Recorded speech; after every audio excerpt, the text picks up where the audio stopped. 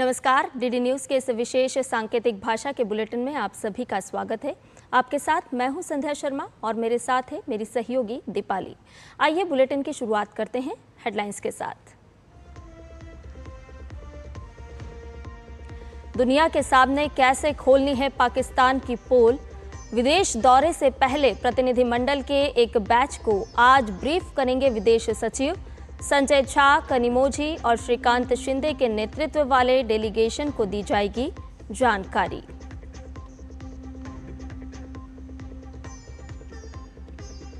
नए वक्फ कानून पर आज सीजेआई की बेंच में होगी सुप्रीम सुनवाई। कानून की संवैधानिक वैधता पर होगा विचार। याचिका में अंतरिम राहत की मांग।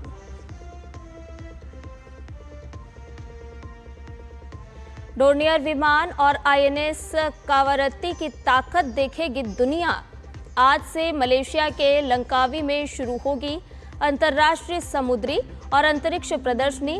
रक्षा राज्य मंत्री करेंगे भारतीय प्रतिनिधिमंडल का नेतृत्व।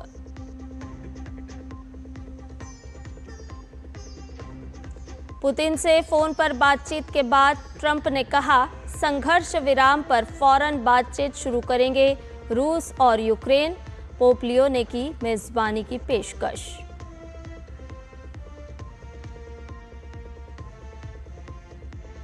और सबसे अधिक 46.6 डिग्री तापमान के साथ यूपी का बांदा सबसे गर्म। हरियाणा, राजस्थान, मध्य प्रदेश में भी गर्मी से हाल बेहाल। वहीं कर्नाटक समेत दक्षिण भारत के कुछ हिस्सों में आज भी बारिश का अलर्ट।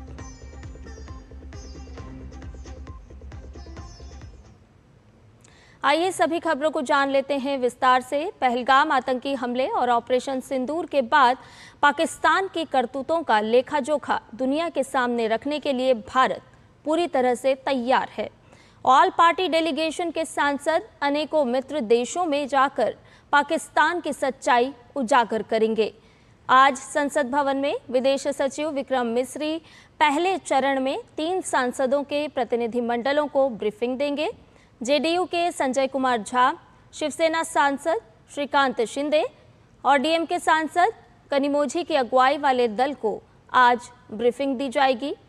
दरअसल ऑल पार्टी डेलीगेशन 7 हिस्सों में बटा हुआ है, जिनमें से आज 3 दलों को ब्रीफिंग दी जाएगी। भारत का सर्वदलीय प्रतिनिधिमंडल दुनिया भर में आतंकवाद के खिलाफ भारत की आवाज बुलंद करेगा। इससे पहले विदेश सचिव विक्रम मिस्री ने सोमवार को विदेश मामलों की संसदीय समिति के सामने तमाम मुद्दों पर स्थिति को स्पष्ट किया। ये बैठक करीब 3 घंटे चली।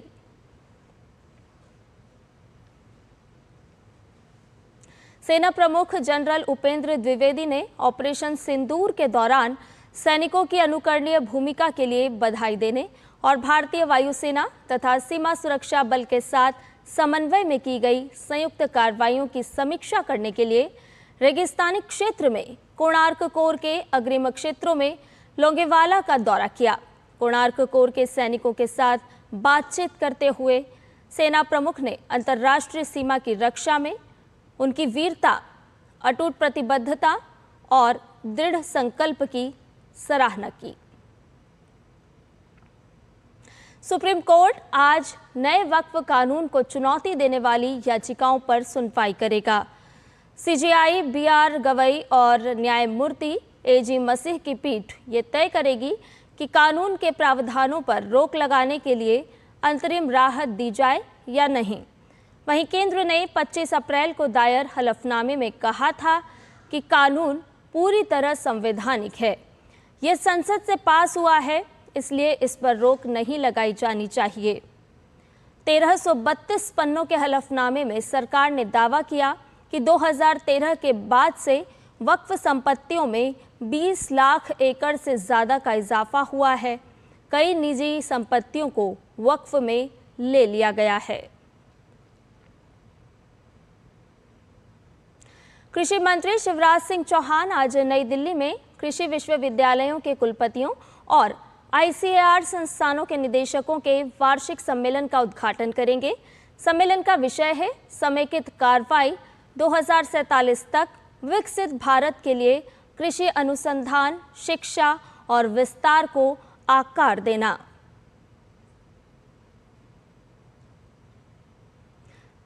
राष्ट्रवादी कांग्रेस पार्टी के वरिष्ठ नेता छगन भुजबल आज महाराष्ट्र सरकार में मंत्री पद की शपथ लेंगे। ये शपथ ग्रहण समारोह सुबह 10 बजे राजभवन में आयोजित किया जाएगा। राज्य के राजनीतिक हलचलों में ये एक अहम पड़ाव माना जा रहा है। छगन भुजबल इससे पहले भी कई बार मंत्री पद संभाल चुके हैं।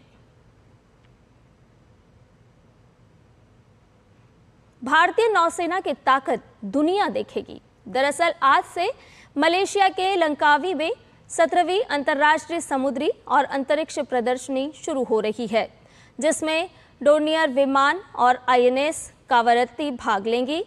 इस प्रदर्शनी में भारतीय प्रतिनिधिमंडल का नेतृत्व रक्षा राज्य मंत्री संजय सेठ करेंगे।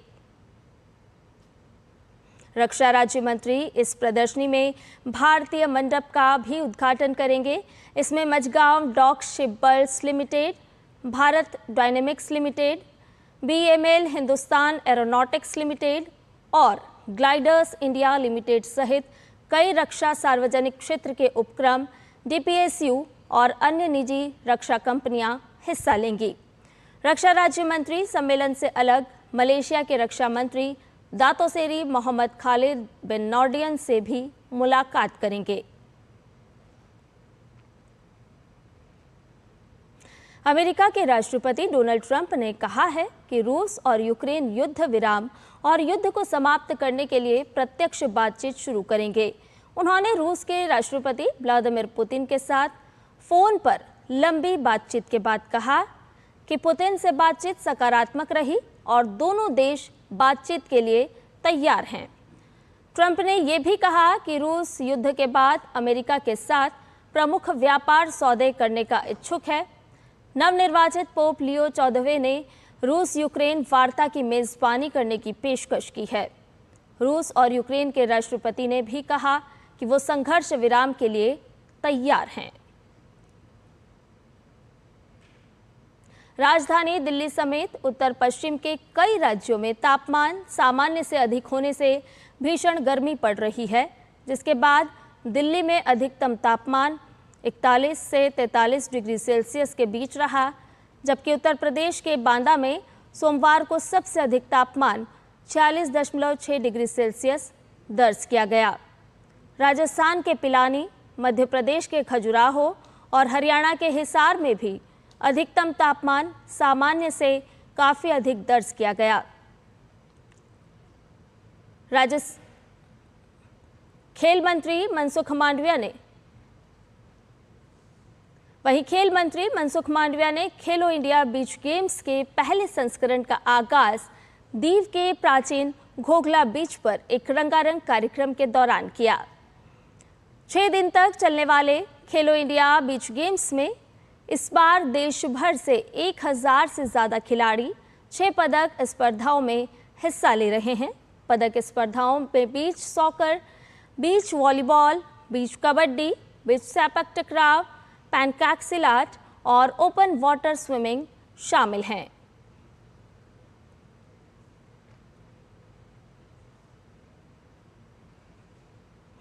IPL में प्लेऑफ की दौड़ से पहले ही बाहर हो चुकी चेन्नई सुपर किंग्स और राजस्थान रॉयल्स की टीम के बीच आज मुकाबला होगा।